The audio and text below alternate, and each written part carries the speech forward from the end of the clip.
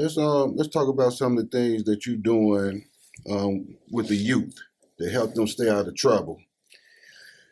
Yeah, with the youth in Chicago, brother, it's a job in itself, But alhamdulillah, I introduced them. We the brother just was saying, we took like 40 brothers from Inglewood, all over Chicago, Old Block. We took them all to Saudi Arabia to perform their pilgrimage. Alhamdulillah, man.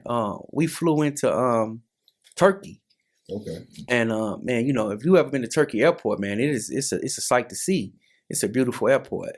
And when they seen that, man, half of them had never even been on a plane.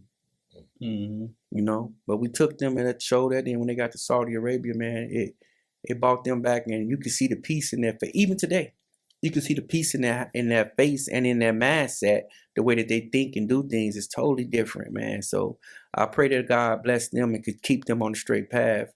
But when you with the youth, once you show them something different they never seen, that's the thing that's missing. Yeah, I'm quite sure.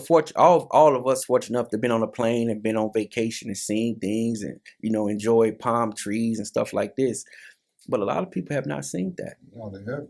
I know people here in Chicago has never been to Navy Pier. I know young brothers has never been to Navy Pier, not because they don't want to, just because they think the ops might catch them up there. Yeah. Oh wow, that's crazy. And I was once one of them. Like where we was at, we stayed in the 4-block radius. And what was that at?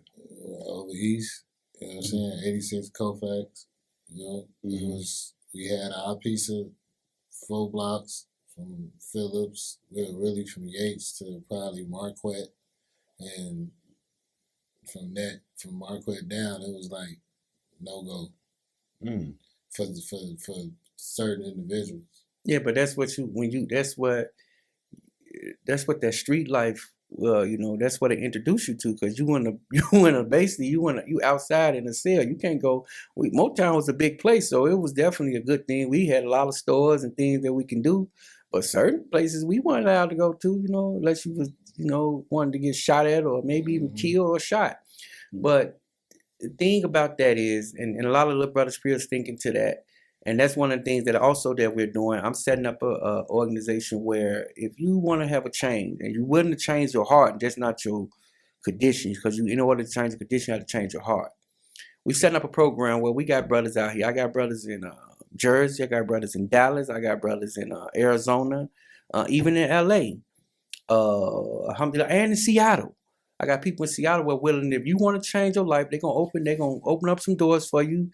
They're going to provide for you, to stay up in a location for 90 days. You and your significant other, your baby, help you find a job, help your wife find a job, your girl find a job, and help you start a new life.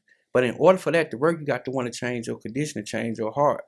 So if we see that you really want to change, man, we want to help you. We want to help you get there and change this whole environment, So you don't have to walk right around with a gun. You can go to the store freely and take your kids to Disney World and Universal Studios and enjoy your family and not die and not bury and not have your little son or your little daughter looking deep and you 6 feet down in the hole. I have seen that so much with these little brothers. But your kids out here feeling for yourself. Now your little boy, we're in a world right now where homosexual activity is a world spread. Now he right might thinking that that's okay because his father's in the ground or in the jail cell. And how you gonna tell me what to do and you ain't never been in my life?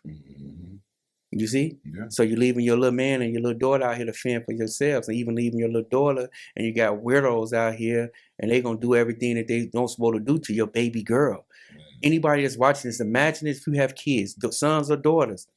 Close your eyes and think about somebody just wrongfully violating your child because of some actions that you done, dying or going to jail. So think about that. Yeah. Is what you doing worth sacrificing them? And if it is, then continue doing what you're doing. Exactly. And that's not being there to protect them, not being able to feed them knowledge. Yeah. But see, that's one of the things. It's like that analogy where it's like, oh, you think you really can do that? Go sit in the bathroom for a day, 2, and see if you like that. Just sit in your bathroom. No, that ain't the reality of things. They're not gonna do that. So you gotta you gotta come to reality of things. When you talking to these youngsters, you gotta meet them where they at. You got to meet them where they at. You got to listen to them, hear what they're saying. yeah, I went through things and I understood what things were going on when I was doing it. But a lot of these stuff that they say, I really don't be understanding it. But I listen to them. I get the knowledge from them, and I empower them to give me the knowledge. Now, when they doing wrong, that ain't it. I don't care how you making it sound.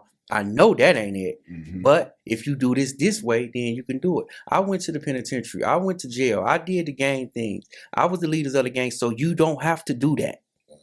So listen to what I'm telling you so you don't make the same mistakes that I made. Exactly. Go past me. Be a king. I want to be able to be next to you. I want to honor you as a king, not me as the king. I had my time.